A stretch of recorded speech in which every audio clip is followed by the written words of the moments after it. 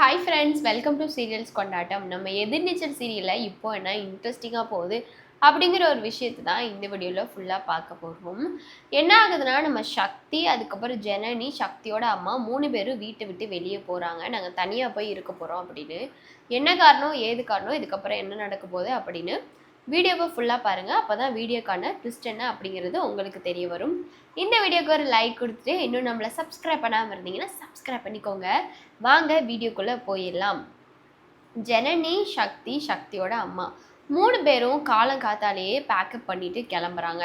அப்போ தான் நந்தினி, ஈஸ்வரியிலேருந்து எல்லாருமே கேட்குறாங்க, என்ன இப்படி போகிறீங்க அத்தை, என்னாச்சு, எங்கே போகிறீங்க, இப்படி பேக்கெல்லாம் தூக்கிக்கிட்டு, திங்ஸ் எல்லாம் தூக்கிக்கிட்டு எங்கே போயிட்டீங்க அப்படிங்கிற மாதிரி கேட்க, இல்லடி நாங்கள் இந்த வீட்டை விட்டு போகிறாங்க அப்படி சொன்னோடனே உடனே குணசேகரன் எல்லாருமே பார்க்குறாங்க. பார்த்துட்டு, என்னம்மா சொல்கிற, வீட்டை விட்டு போறியா அப்படின்னு, வீட்டை விட்டு போகிறாங்களா அப்படின்னு கதிர் சொல்கிறாங்க, என்ன அந்த ஜனனியும் சக்தி வீட்டை விட்டு போகுதுங்களா, தனியாக போக போகிறாங்களா அப்படின்னு கேட்குறாங்க.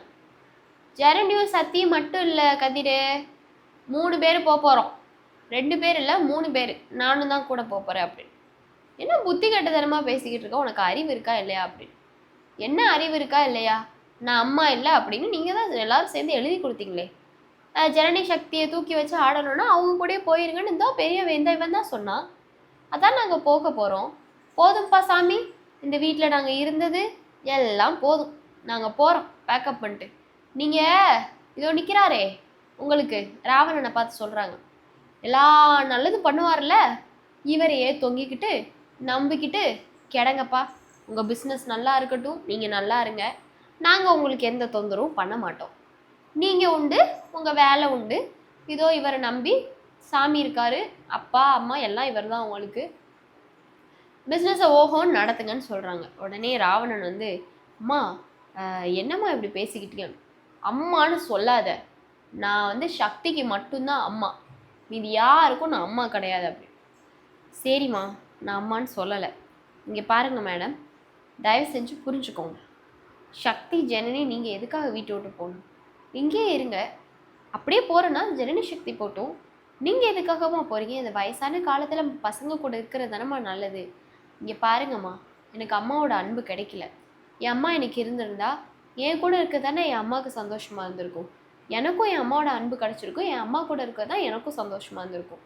ஆனால் நீங்கள் இதை கண்டிப்பாக புரிஞ்சே ஆகணுமா, தயவு செஞ்சு இந்த வீட்டில் நீங்களாச்சும் இருங்கம்மான்னு சொல்கிறாங்க.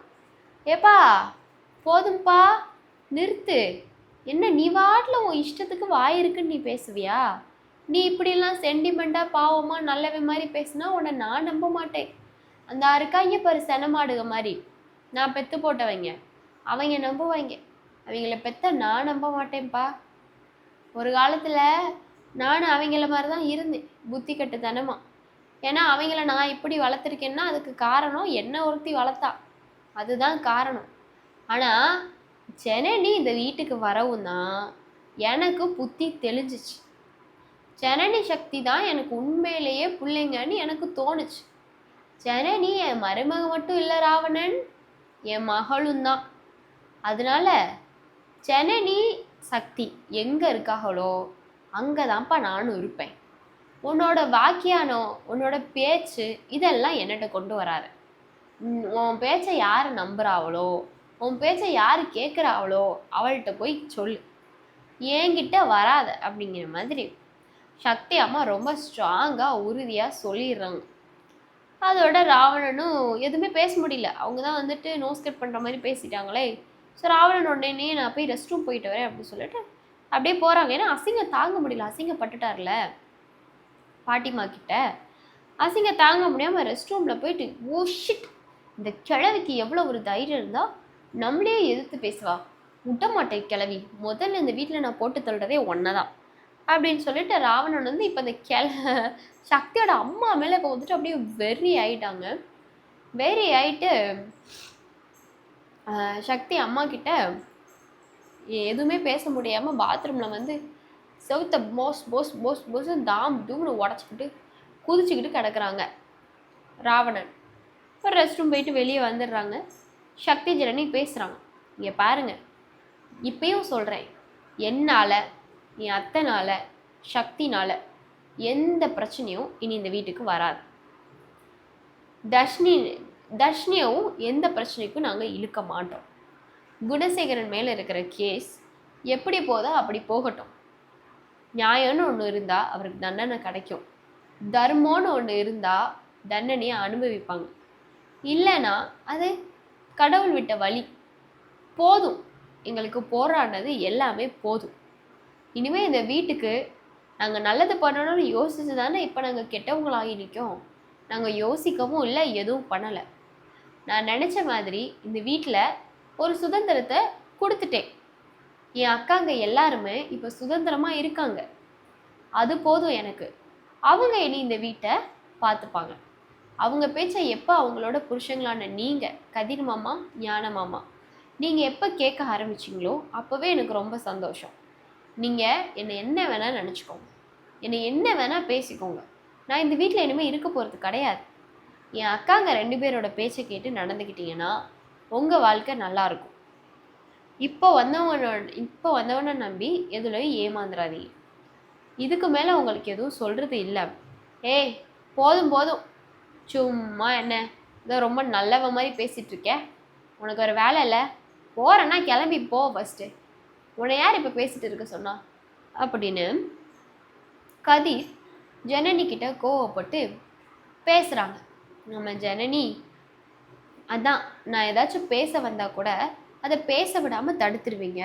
ஒரு நாள் இல்லோட்டா ஒரு நாள் என்னோட உதவி உங்களுக்கு தேவைப்பட தான் செய்யும். அப்போ நீங்கள் எல்லாரும் என்னை தேடி வருவீங்க, அப்போ நான் பார்த்துக்கிறேன் அப்படின்னு ஜனனி சொல்லிடுறாங்க. நந்தினி உடனேயே, ஜனனி நீ இப்படி பேச மாட்டியே, ஏதோ உள்கூத்து இருக்கு ஜனனி, சொல்லு. அக்கா இங்கே பாருங்க, திரும்பியும் எனக்கு எந்த உள்கூத்தும் இல்லை. என்னால் சக்தியினால் எந்த பிரச்சனையும் யாருக்கும் வராது, தர்ஷினிக்கும் வராது, இந்த வீட்டில் இருக்கிற யாருக்கும் வராது, உங்கள் பிஸ்னஸ்க்கும் வராது. அவ்வளோதான்க்கா சொல்ல முடியும். இதுக்கு மேலே நீங்கள் புத்தியாமதியாக நடந்துக்கோங்க. உங்கள் புருஷங்களை உங்களோட கண்ட்ரோலில் புத்தியாமதியாக வச்சுக்கோங்க. நான் சொல்லி கொடுத்த பாடம் இதுதான், நான் போகிறேன் அப்படின்னு ஜனனி, சக்தி எல்லாருமே கிளம்பி வீட்டை விட்டு போயிடுறாங்க.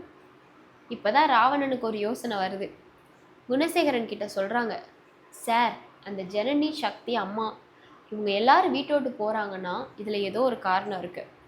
நமக்கே தெரியாமல் வெளியே ஏதோ ஒன்று செஞ்சு ரகசியமாக என்னமோ பண்ண போகிறாங்க சார்.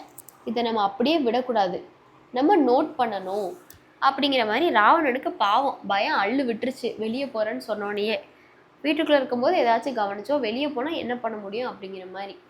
ஸோ என்ன நடக்க போகுது அப்படிங்கிறது தெரியல. நெக்ஸ்ட் ஒரு வீடியோவில் பார்க்கலாம். டாடா.